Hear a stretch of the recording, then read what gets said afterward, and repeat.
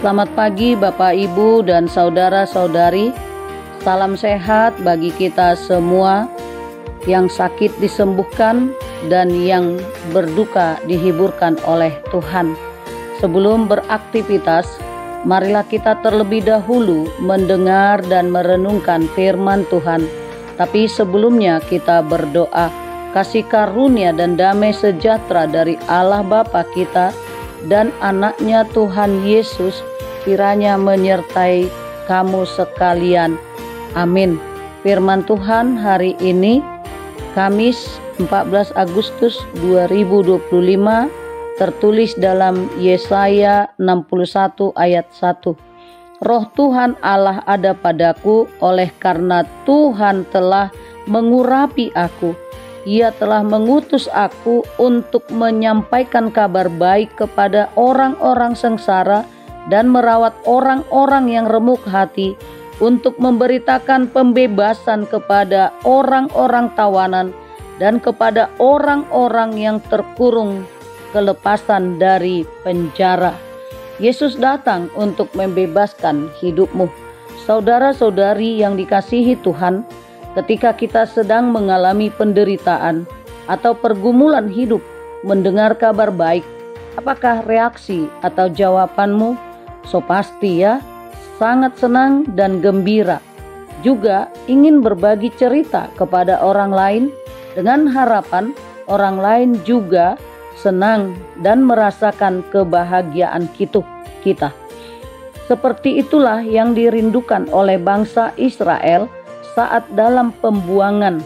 Mereka sangat tertekan atau tersiksa, sehingga tidak ada lagi harapan bagi mereka untuk bisa melihat betapa indahnya dunia di luar sana dan untuk menikmati indahnya hidup di dalam kebebasan seperti sebelumnya.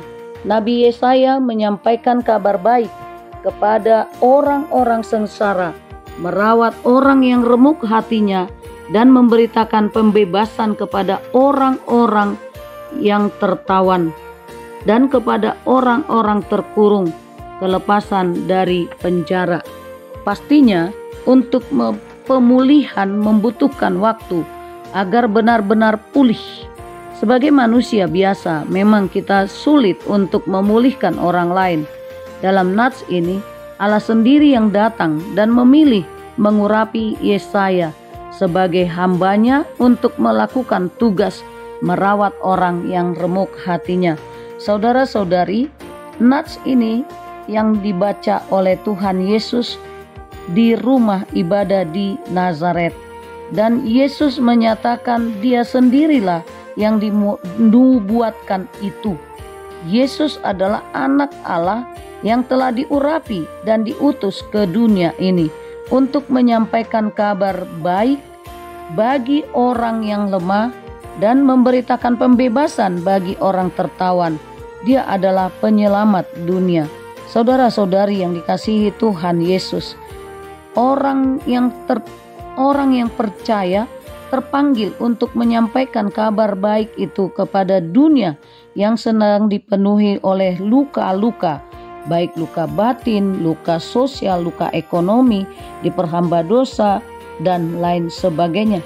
Tuhan telah mengutus Roh-Nya yang kudus supaya kita dimampukan untuk berbelas kasih kepada mereka yang miskin, menghibur mereka yang terluka dan putus asa. Saudara-saudari, setiap orang pernah mengalami kepedihan, kehilangan, atau kegagalan dalam hidupnya.